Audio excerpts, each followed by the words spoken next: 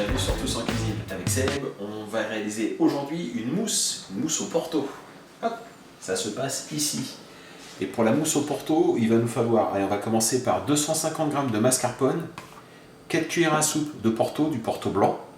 On va faire une chantilly. On va prendre 50 g de sucre glace et 25 centilitres de crème liquide. 30% en matière grasse, c'est important. La cannelle, je vous en parle tout de suite, mais c'est vraiment pour la fin de la recette. Et on va faire aussi un petit caramel, 150 g de sucre et allez, 3-4 cuillères à soupe d'eau pour réaliser cette recette. Hop, on va commencer tout simplement par la mascarpone, 150 g de mascarpone. Hop là. On va rajouter 4 cuillerées à soupe de Porto.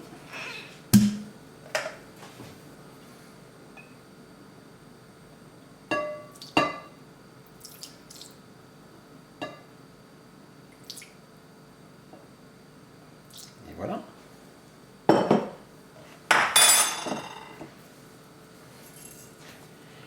Et on va battre énergiquement pour lier les deux ingrédients.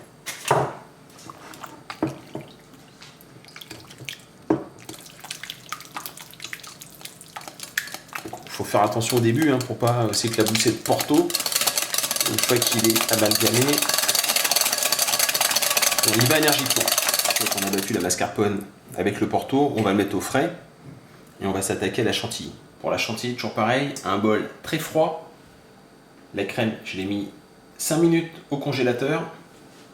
Je vais la verser dans le bol, on va commencer à battre. Et quand elle aura commencé à prendre, on va rajouter le sucre glace. La chantilly commence à prendre, je rajoute mon sucre glace et je continue à la faire monter. Voilà notre magnifique chantilly. On va maintenant l'incorporer au mélange de mascarpone. On y va délicatement.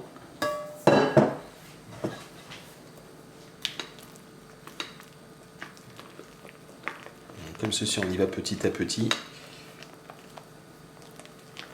On a bien mélangé la mascarpone et la crème chantilly.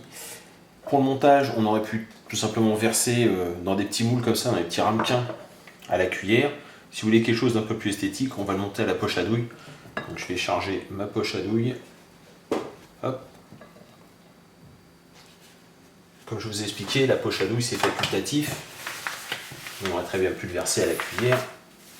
À soupe, mais bon, c'est histoire d'avoir quelque chose d'assez joli. Et donc, voilà.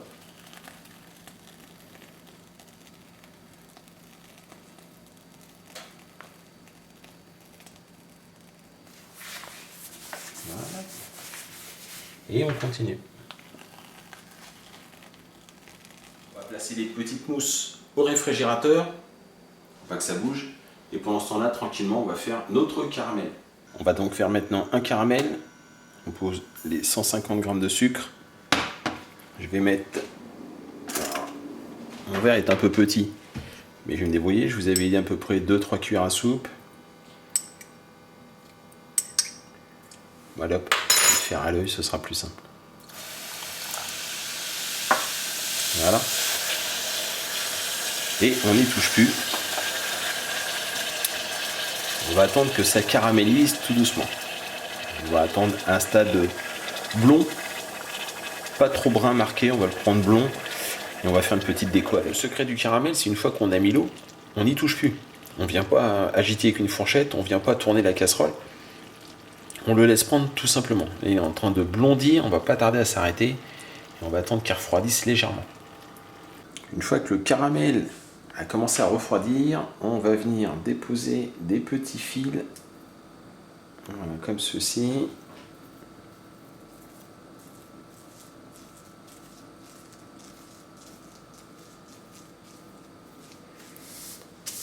Faire un petit quadrillage. Alors, on laisse faire son imagination. J'ai fait un quadrillage, on aurait pu faire ça, des spirales. Voilà.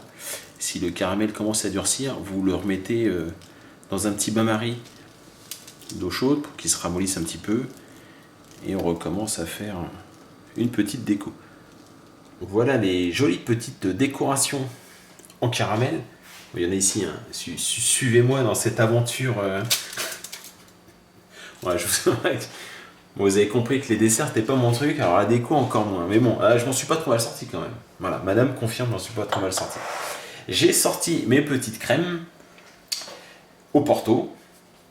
Je vais récupérer maintenant, hop, la cannelle. Et on va venir saupoudrer très légèrement.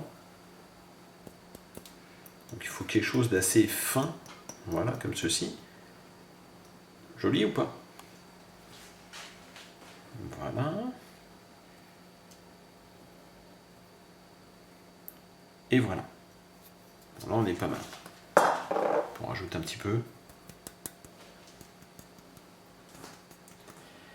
Caramel au Porto. Alors, il faut savoir qu'au Portugal, la cannelle, c'est pas une institution, mais presque. Hein. On vous sert de la cannelle à peu près partout, jusque dans le café. C'est pour ça qu'on rajoute de la cannelle dans cette petite mousse au Porto. Hop, on va les mettre de côté. On va maintenant prendre les morceaux de caramel. Alors, ça se démoule assez facilement, vous voyez, ça fait des petites plaques comme ça. Tac, c'est joli. Hein. Hop. Là, j'ai bien. On va découper des petites bandes. Parfait. Hop là. On récupère des petits morceaux de caramel. Peut-être un peu grand, je vais la couper en deux. Et on va venir la planter comme ceci. Dans nos petites mousses au Porto. Hop. Voilà.